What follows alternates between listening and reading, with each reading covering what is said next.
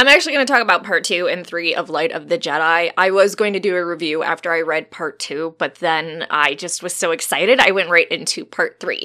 If you want to hear my non-spoilery thoughts about Light of the Jedi, you can go, I'll have a card popping up or something, and it's part 1, and I'll let you know when I get into spoilers in that video. Anyways, if you stay past Palpatine's pep speech, you're gonna have spoilers for this book, so fair warning. You're fulfilling your destiny.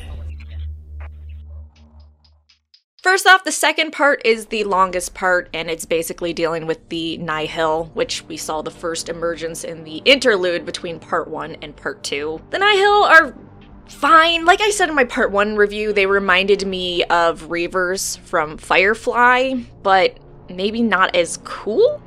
And I guess I can't say not as cool of an origin yet, because we don't really know what's going on with Marchion and why exactly he pulled away from his family. Well, him and his father, but his father's dead. In this book, at least. The third part is just resolving a bunch of the storylines, and honestly, it's the shortest. It's under 80 pages, and it just flies because the chapters are a lot shorter. In part 1, the chapters were...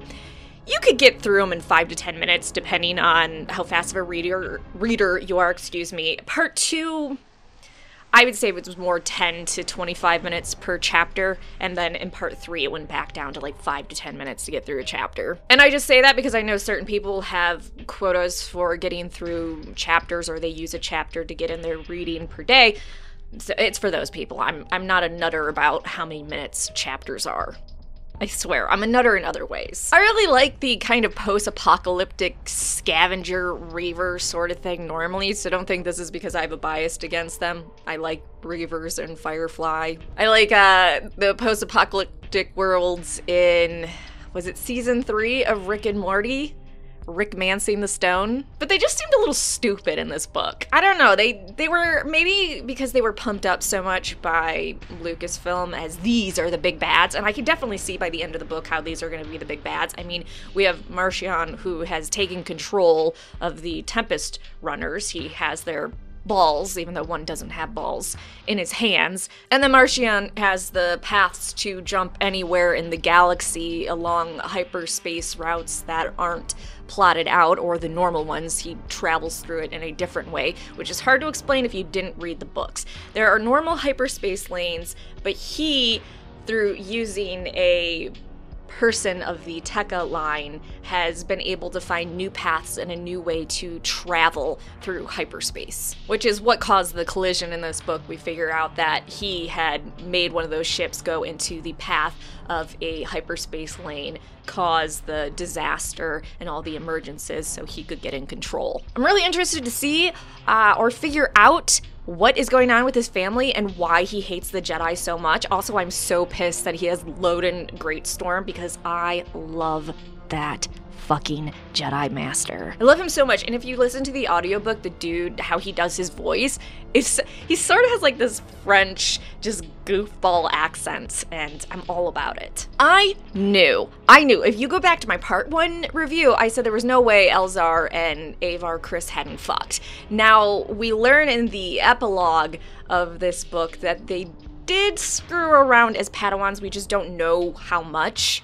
It was, I'm guessing, at least third base, but I still think they definitely fucked. They at least had some shenanigans of making out and stuff. And they still have feelings for each other, but they're trying to control themselves as being Jedi. My guess is they're gonna screw in some book that's being released further down the line, for sure.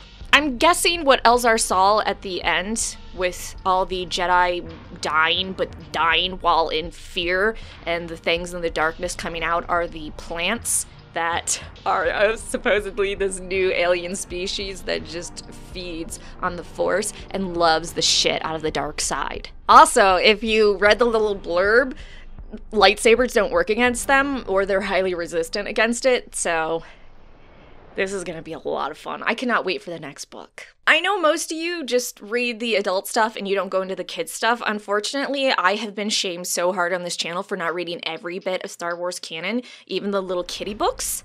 So now I do. I go through. You choose your own adventure. Well, they don't call it choose your own adventure because they don't want to be sued. Oh, choose your own destiny. All that shit. I even have the ABCs of Star Wars Lego in the other room.